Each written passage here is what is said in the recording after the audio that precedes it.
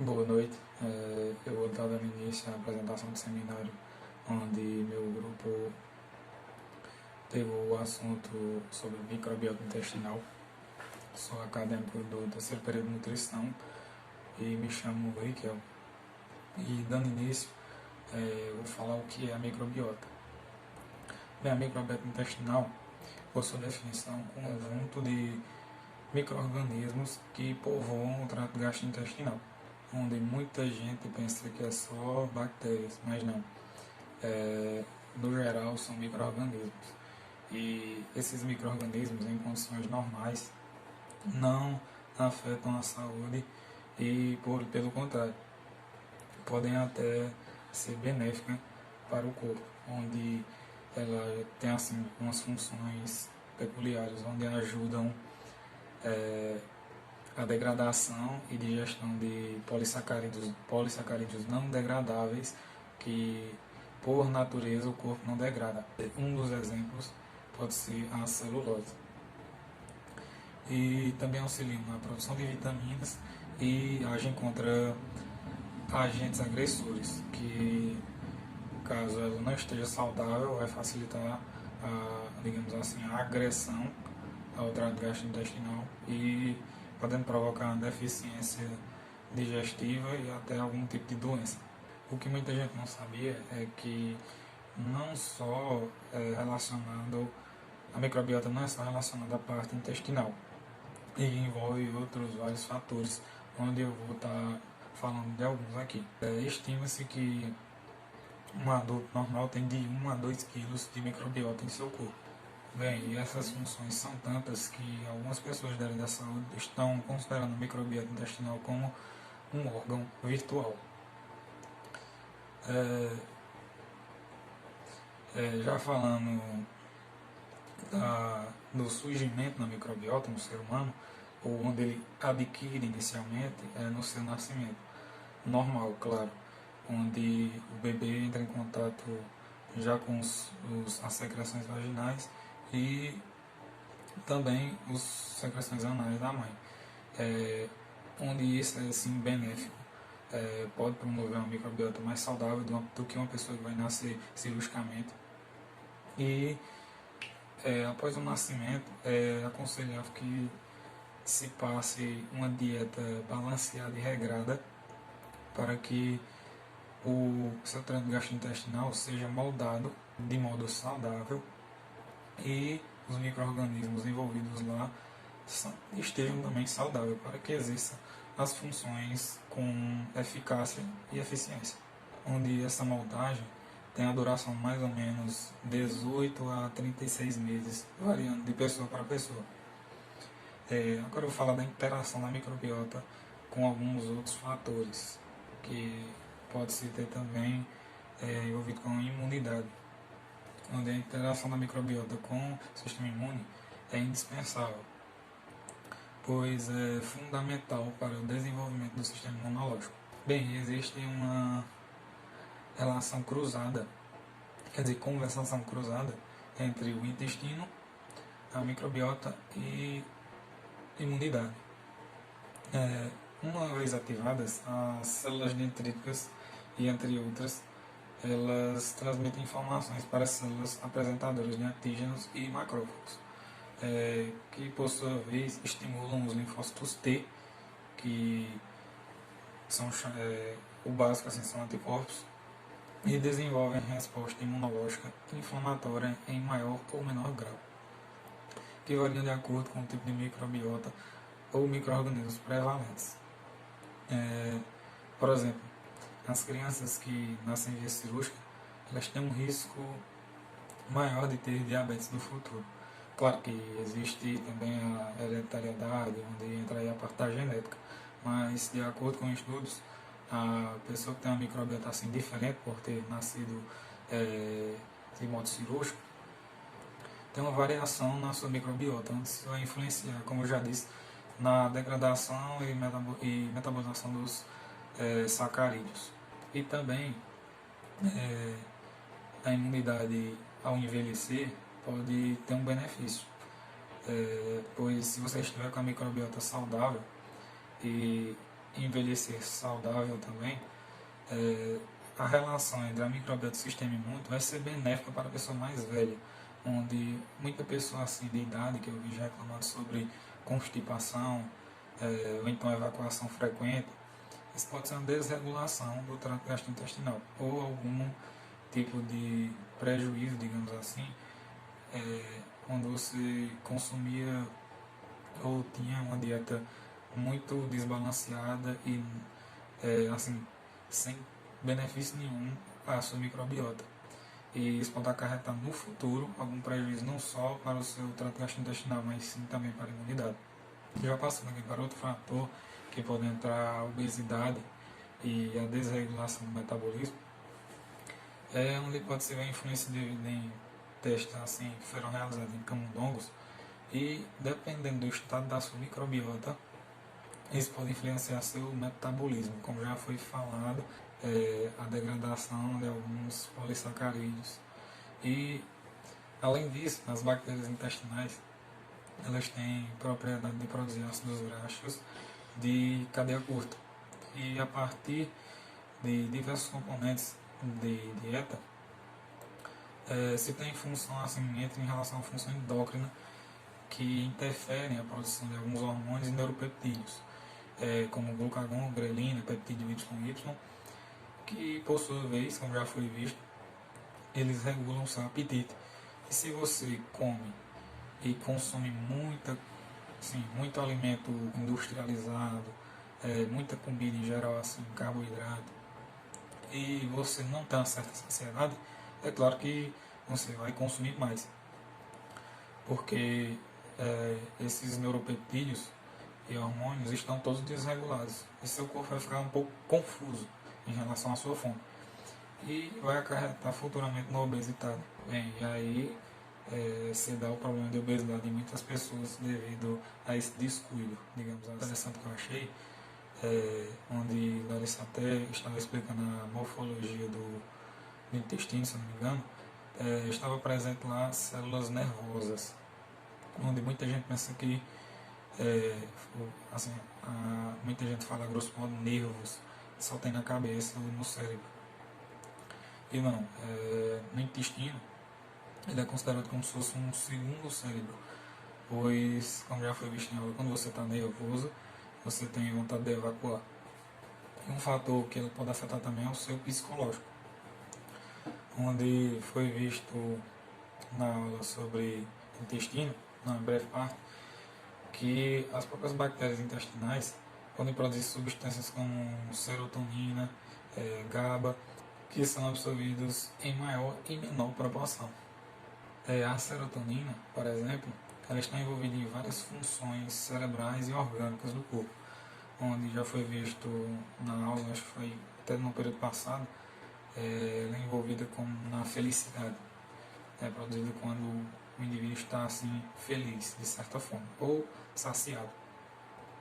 Não saciado assim em relação à fome, mas em relação à felicidade ou realizado. Onde a serotonina pode conter a agregação no sistema cardiovascular e plaquetária.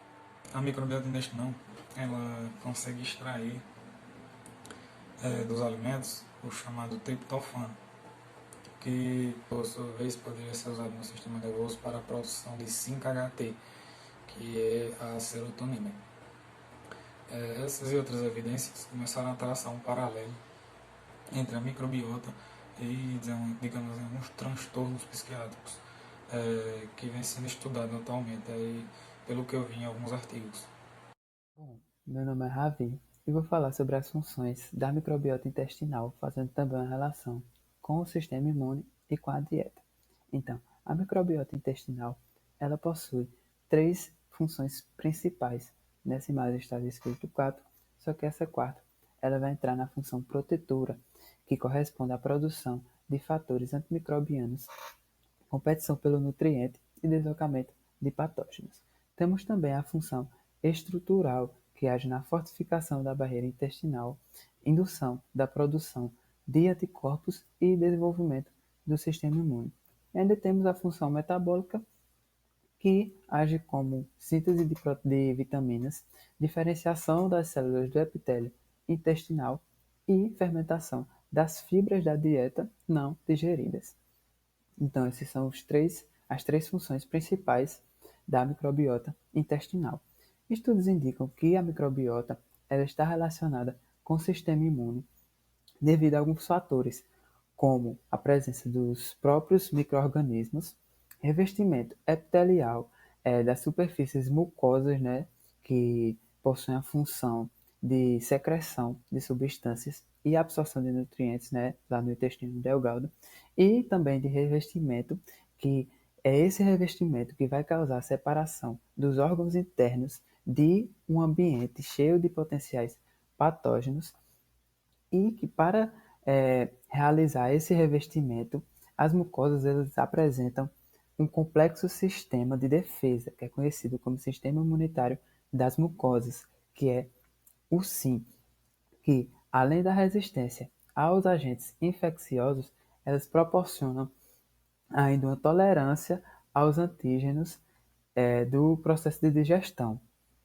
E a maior porção, a maior parte desse sistema é o tecido linfóide associado ao intestino, que ele é composto por células do sistema imune inato, como os neutrófilos, e adaptativo, como os macrófagos, células dendríticas e subgrupos das células T. Portanto, a gente percebe que essa microbiota ela auxilia no controle desse sistema imunitário, mantendo seu equilíbrio e impedindo a migração desses micro-organismos para a corrente sanguínea, proporcionando assim infecções, ao mesmo tempo em que se autoestimula para agir como uma barreira intestinal, né, para a presença daqueles patógenos da dieta. Então, não se tem ao certo um único caminho em que se tenha, na verdade, essa ligação entre microbiota e sistema imune. Mas uma das hipóteses é devido à capacidade dos micro-organismos de interagirem com as células dos folículos linfóides e células epiteliais intestinais, estimulando a circulação dos linfócitos T e a síntese dos anticorpos pelas células B, né, pelos linfócitos B, principalmente o IgA. Então, a gente daí já percebe que o sistema imune ele está relacionado com essa microbiota intestinal, né? Sendo proporcionalmente. Então, se essa microbiota intestinal ela for alterada, consequentemente o sistema imune também vai ser alterado, né? Tendo assim uma maior ocorrência de enfermidades ocasionadas por essa disbiose, né? Que é o desequilíbrio dessa microbiota intestinal. Mas como essa microbiota ela pode ser alterada? Ela pode ser alterada no nosso dia a dia, simplesmente por fatores climáticos, estilo de vida, uso de medicamentos e principalmente por hábitos dietéticos, no qual esse vai conferir a maior parte da modulação, da modificação da microbiota. Então, a dieta ela é responsável por 20 a 30% das modificações dessa microbiota. Então, ela já começa a ser diversificada e ativada desde o nosso nascimento, a partir da alimentação com leite materno, como Riquelme acabou de falar.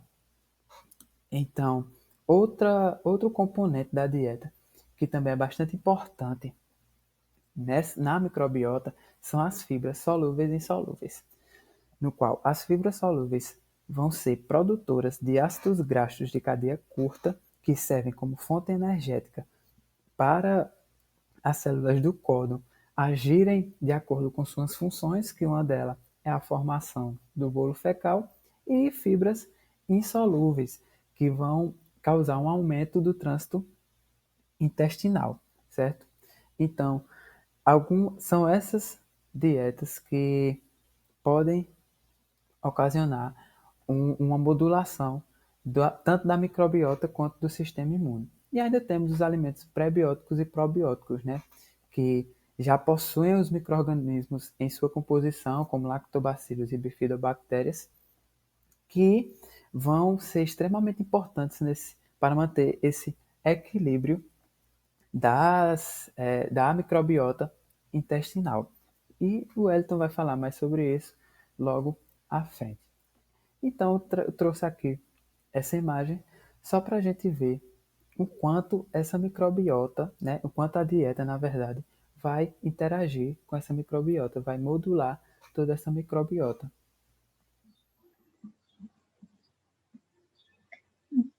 Bom, eu sou a aluna Manuela e, juntamente com a aluna Ana Luísa, vamos abordar as implicações fisiológicas da microbiota intestinal e também outras considerações gerais. Para dar início, vale ressaltar um pouco sobre a relação do cérebro com o intestino, onde o cérebro ele é um dos principais órgãos vitais e nos estudos da microbiota intestinal ele tem que estar com uma comunicação e uma ligação 100% com o intestino. E ele é também um eixo que devemos enfatizar por ser um assunto tão complexo e importante no nosso organismo. Dando continuidade sobre a microbiota intestinal e as doenças gastrointestinais, aqui se tem uma comparação do antes e depois em relação à industrialização.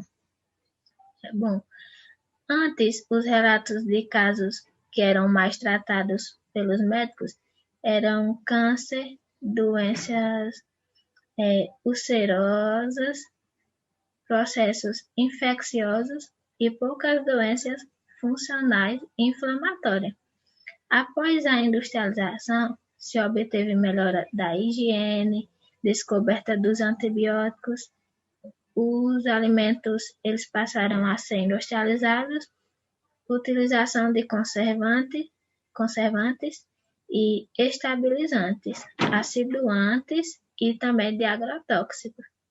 E com essa evolução, onde o ser humano ele passou a adquirir essas inovações, ocasionou que a microbiota ela começou a ser alterada, ou seja, os tratamentos sobre doenças funcionais inflamatórias começaram a aumentar devido à indústria enfatizar isso em nossas vidas.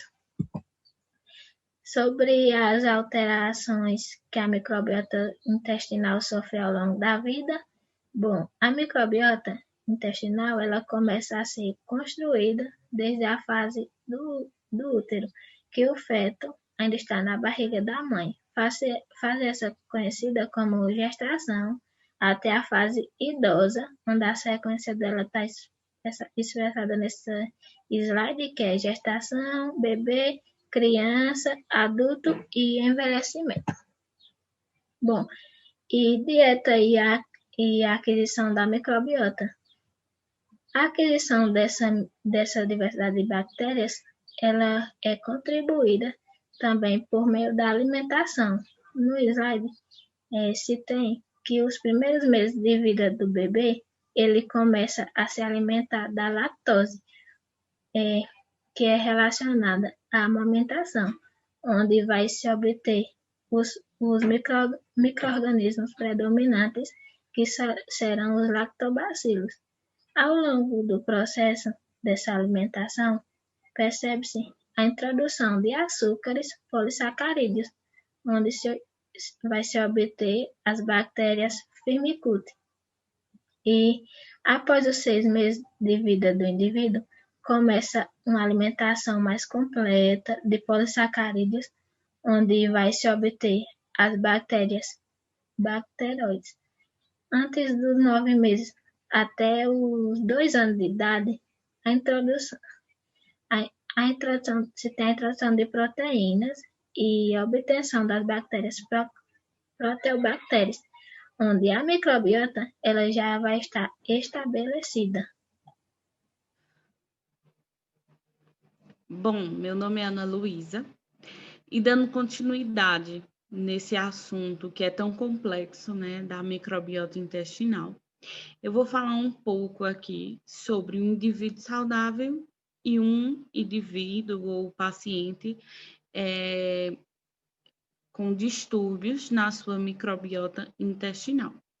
Então, um indivíduo, quando ele está com sua microbiota saudável, né, é porque ele tem uma diversidade, né, um número elevado de bactérias e de fungos diversificado, só que essas bactérias e fungos, elas são bactérias boas para o intestino. Como a gente vê aí no slide, né, o nível dele está equilibrado. Então, esse paciente, esse indivíduo, ele pode estar regulando, né? Ele pode ter o controle dessa microbiota intestinal a partir da própria alimentação, né? Consumindo legumes, verduras, peixe, que são alimentos elevados de fibras, né? Ele tem muitas fibras. E aí a gente vê o papel, a importância do papel do nutricionista, né, prescrevendo a dieta adequada para cada paciente, né, um indivíduo individualmente.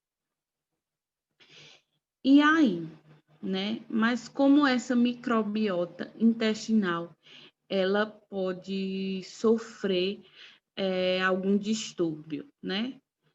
Então, basicamente, esse distúrbio, né, ele pode ter um desequilíbrio a partir do momento que essa diversidade de fungos e bactérias, né, porque são 40 trilhões de bactérias existentes na nossa microbiota intestinal, ela pode estar com um número exacerbado dessas bactérias, como eu acabei de falar, só que bactérias ruins. E assim, a microbiota intestinal, ela acaba sendo desregulada, né? Como a gente pode ver aí no slide, né? Nível elevado de células inflamatórias, né? Aí, podendo ocasionar doenças gastrointestinais, doenças funcionais gastrointestinais, como a constipação intestinal, também temos o síndrome do intestino irritável, entre outras doenças funcionais que a gente vai ver mais para frente. Então, passando o slide, né, dando continuidade, a gente tem um assunto primordial aqui, que é sobre a disbiose, né? Como foi falado, eu dei uma comparação de indivíduo, de paciente saudável e não saudável, né? O paciente saudável, em quadro clínico, se chama eubiose. E quando essa microbiota intestinal ela é desequilibrada, se chama disbiose. Ou seja, o que é disbiose, né? O que vem a ser disbiose? Disbiose é basicamente o desequilíbrio dessa microbiota, né? Um número exacerbado, um número variado e excessivo de bactérias e fungos, né, na nossa microbiota, só que de bactérias ruins para o nosso organismo, como a própria Firmicutes, né, uma bactéria que em grande escala ela traz grandes malefícios à nossa microbiota intestinal, segundo os estudiosos, os pesquisadores, né? E aí, com esse desequilíbrio da nossa flora intestinal, ocasiona o déficit de absorção de nutrientes, né? Falta de vitaminas. E os sintomas dessa disbiose é basicamente como prisão de ventre, gases, né? E entre diversos sintomas. E aí, quais são os fatores primordiais nessa disbiose? Então, como já foi falado, essa microbiota intestinal ela é construída desde a fase do bebê, né? Do feto dentro da barriga da sua mãe na gestação. Ou seja, quando ela vem sendo criada, quando ela vem sendo formada, vai ocasionar a esses fatores. Então, genética, né? A má alimentação, ou seja, se esse indivíduo, esse paciente, ele vem se alimentando de grande quantidade de gorduras, frituras, né? Grande quantidade de alimentos industrializados, né? Os altos processados, pode sim estar contribuindo para um desequilíbrio da sua microbiota intestinal. Temos também aí no slide que a gente pode ver a questão da gestação, a questão da amamentação, a questão da imunidade, a questão do ambiente, né? A questão da higienização, a questão de introdução de antibióticos. No slide também a gente percebe medicamentos, né? A questão do tipo de nascimento, o parto, né? Uma dieta que não foi prescrita corretamente pelo profissional de nutrição, né? Procurou outros meios. Questão de exercício, se esse indivíduo, se esse paciente, ele vem tendo uma vida sedentária ou uma vida ativa em exercícios físicos. E aí, a disbiose, ela vai acontecendo, né? Ela vai tendo um nível cada vez maior, e aí gerando as doenças funcionais gastrointestinais, como foi falado.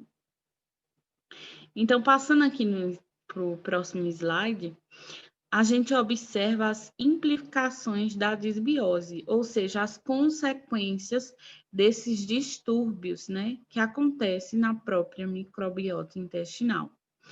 Então, como foi falado, né, no início, por Manuela, esse estudo é tão complexo que o eixo de cérebro e intestino, eles têm que estar superligados. E aí, quando não tem essa comunicação, quando tem esses distúrbios, esses desequilíbrios que foi falado aqui várias vezes, ocasiona desde uma diarreia até uma doença neuropsiquiátrica como autismo. Então, aqui a gente pode ver a diarreia funcional, a diarreia associada ao uso de antibióticos, né?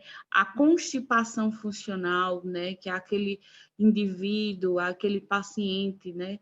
Que tem fezes duras, né?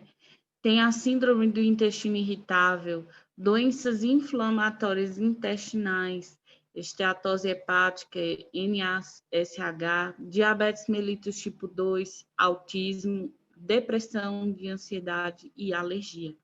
Então, a gente observa que uma disbiose, né, quando acometida, ela tem vários distúrbios. E é isso. Composta por micro-organismos que convivem conosco de forma harmoniosa. A composição da microbiota intestinal é única em cada indivíduo. Ela é composta por bactérias distintas e, em sua maioria, não patogênicas, que são herdadas. Elas não são alimentares. Um processo complexo que já vai começar desde a gestação. Funções do nosso organismo. Entre elas, vamos destacar a antibacteriana protetiva, imunomoduladora, nutricional e metabólica. Além disso, a formação de uma barreira de proteção natural ao longo do trato gastrointestinal por bactérias alocadas no intestino por sítios de ligação de níveis taxonômicos, entre eles a espécie, o gênero, família e o filo. Os principais filos que colonizam o trato gastrointestinal são 4 filos, que são os Bacteroidetes, Firmicutes, Proteobactéria e Actinobactéria. E as principais bactérias que compõem a microbiota entérica são as benéficas, probióticas e patogênicas. E como exemplo de bactérias benéficas probióticas, e para a Enterobactéria, o filo Firmicutes. Contém mais de 200 gêneros de bactérias, que inclui várias espécies como Lactobacillus e Clostridium. A grande maioria são gram-positivas, possui tanto gêneros com atividade imunomodulatória benéfica, tais como Clostridium e Lactobacillus, como também espécies relacionadas à inflamação associada. O é alimento e proporciona de Proteobactéria. No intestino humano, pode ser uma resposta transitória a alterações de fatores externos, como a dieta e outras coisas, contra a família, e as suas proporções podem ser habitual de 2 a 14 bactérias do gênero Bifidobacterium. As bactérias desse gênero Bifidobacterium, elas vão possuir funções benéficas para a saúde devido aos seus vários efeitos, tais como produção de vitaminas, estimulação do sistema imunológico, a inibição de bactérias potencialmente patogênicas, a melhoria na digestão alimentar. Constipação intestinal. A presença de constipação está associada à falta de resíduos dentro do cólon, perda de sensibilidade dos órgãos que desencadeia os mecanismos da defecação e perda das contrações dos músculos intestinais. A constipação torna o funcionamento do intestino mais difícil, causando a dificuldade de evacuar, provocada pelo mais hábitos, pela má alimentação. É um problema comum, mas que não é tão grave, mas tem que ser cuidado para não piorar para algo pior. As principais causas da constipação intestinal são dietas pobres em fibras, pois dietas ricas em fibras é uma das principais formas de prevenir a constipação, evitar alimentos muito gordurosos também, beber pouca água, pois devemos beber água regularmente, que ajuda a hidratar e ajuda a diminuir a constipação, beber água pelo menos 2 litros por dia. Falta de atividade física, fazer exercícios regularmente também é essencial para ajudar a não ter a constipação, porque quando fazemos exercício, o metabolismo acelera, ajudando os músculos intestinais. E mudanças de rotina. Quando mudamos a rotina, muitas vezes mudamos os horários de almoçar, os horários de ir ao banheiro, os horários de dormir, de comer. Então, isso acaba atrapalhando o funcionamento do intestino e causa a constipação. Sintomas: movimentos intestinais escassos, dificuldade na hora de evacuar, fezes duras ou pequenas, sensação de não ter defecado completamente, inchaço ou dor na barriga. A constipação intestinal ela pode ser causada também pelo desequilíbrio da microbiota intestinal, que é causada pela má alimentação. E menos de 3 evacuações por semana é considerada constipação. E pelo menos 2 evacuações por dia é considerado normal. O tratamento normalmente ocorre de forma natural, com mudanças de hábitos e dieta, como, por exemplo, consumir mais líquido, mudando a alimentação para ser mais rica em fibras, diminuindo o estresse diário, fazer refeições em horários fixos, fazer exercícios regularmente. E os probióticos? Os probióticos, eles são bons para o tratamento, porque eles são carregados de bactérias boas, que quando se juntam com as outras bactérias do intestino, elas estimulam o crescimento dessas bactérias benéficas. Eles podem ser ingeridos em alimentos lácteos fermentados ou suplementos na forma de iogurte ou outros como cápsulas ou sachê. Síndrome do intestino irritável. É um distúrbio funcional do trato digestivo manifestando-se pela inibição ou simplesmente modificação da função intestinal.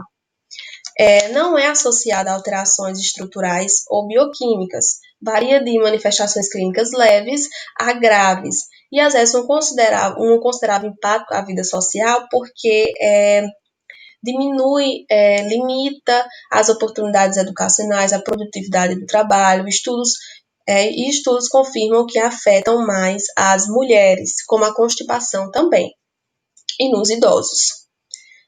As principais causas são motilidade anormal do intestino durante jejum, ingestão de alimentos gordurosos, estresse, depressão e ansiedade, infecções e processos inflamatórios. Sintomas.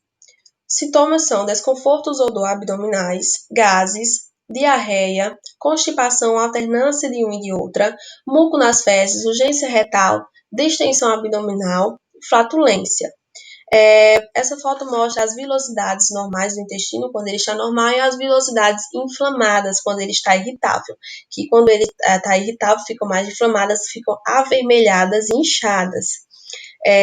Para o diagnóstico da síndrome do intestino irritável, vários fatores devem ser considerados, como a idade do paciente, os sintomas de alarme apresentados, a presença de cofatores como psicológicos, ambientais e dietéticos. E o tratamento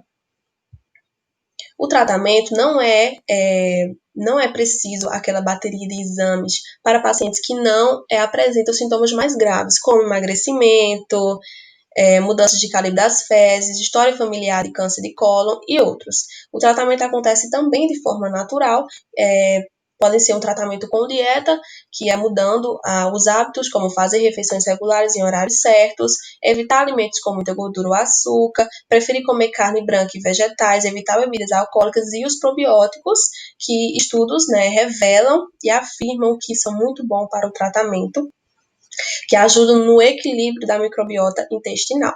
E também o tratamento medicamentoso, que os médicos podem experimentar os remédios antiespasmódicos, como a iosina ou escopolamina, que ajuda a diminuir ou evitar as dores abdominais. Os remédios antidiarreicos, como a loperamida, que ajuda a evitar ou aliviar o surgimento de diarreias, e a rifaximinina, que é um antibiótico, porque muitos pacientes apresentam os sintomas por causa do desenvolvimento excessivo de bactérias no intestino. Então, alguns médicos usam a rifaximinina, que é um antibiótico para diminuir essas bactérias e melhorar ou aliviar os sintomas da síndrome. Vou dar continuidade falando sobre microbiota intestinal. Vou falar um pouco sobre as classificações dos probióticos e dos prebióticos, certo? Vou passar aqui agora. Aí, vou falar agora sobre o que são probióticos. Probióticos são micro-organismos vivos administrados em quantidade adequada, com conferências de benefícios para a saúde do hospedeiro, certo? Reflorescendo a flora intestinal. Alguns benefícios dele incluem os florescamentos dos efeitos endogênicos, certo? E como os efeitos imunológicos, certo? Também. E um aumento de resistência ao patógeno, que aumenta a flora intestinal, e melhorando a flora do intestino, certo? Aí passando agora, vou falar agora sobre o que são prebióticos. Prebióticos são componentes alimentares que afetam os benefícios e do hospedeiro, certo? Isso causa necessariamente a atividade da população das bactérias, aumentando a quantidade de bactérias no organismo, na região do cólon. Ok? Aí vou citar 3 benefícios do prebióticos. O primeiro é a melhora da função das barreiras do intestino e melhorando a imunidade do indivíduo. Segundo, acelera o trânsito do intestino, melhorando a flora intestinal, melhora o trânsito do intestino, correto?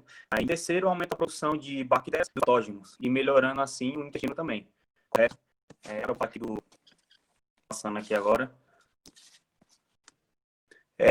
Qual a importância dos probióticos e dos prebióticos, certo? Embora o prebiótico e os probióticos possuem os mesmos mecanismos de atuação, eles têm como a sua principal manutenção os endógenos, endócrinos e macrófagos.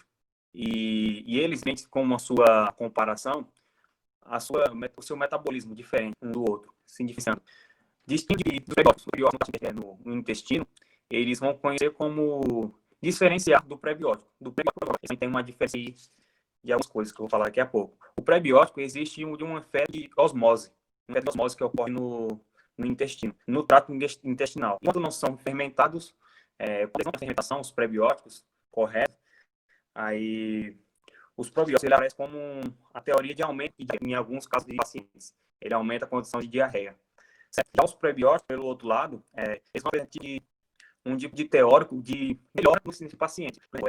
Os prebióticos vão estar no organismo, vão causar uma inflamação que vai dar a causa da diarreia. Os prebióticos vão agir como reflorescendo a flora do intestino e melhorando o estado clínico do paciente, a diarreia, certo? Aí passando agora, vou falar um pouco sobre os pós-bióticos. Os pós-bióticos, tanto como o pré-biótico e o probiótico, ele tem a sua função no intestino. Os pós-bióticos também têm sua função principal também. Eles são metabolíticos ativos que produzem na microbiota intestinal, que apresentam anti-inflamatórias e imunológicas para o paciente. Correto? Agora passando agora. Aqui eu coloquei como para finalizar o seminário da gente, concluindo sobre microbiota intestinal. Agora eu coloquei esse pequeno aqui para ler para vocês, para finalizar. Vou falar aqui o estudo da microbiota em sua relação com o corpo humano e bem como um promissor que está evoluindo como uma nova ferramenta, ainda em potencial, para o manejo de diversas doenças crônicas, dá como a importância da passamos a entender que são altos assuntos.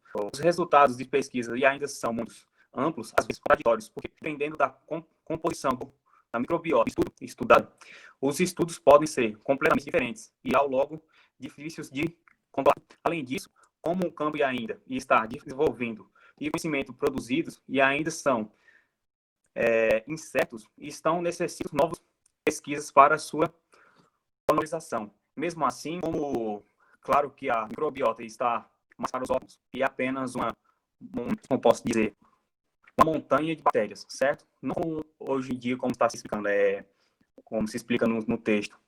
Hoje em dia não está se dando mais como uma montanha de bactérias no organismo. Hoje está, como os estudos estão mais avançados, está se dando como uma doença crônica, entendeu? Certo? E aqui finalizo. Obrigado a todos. Tchau.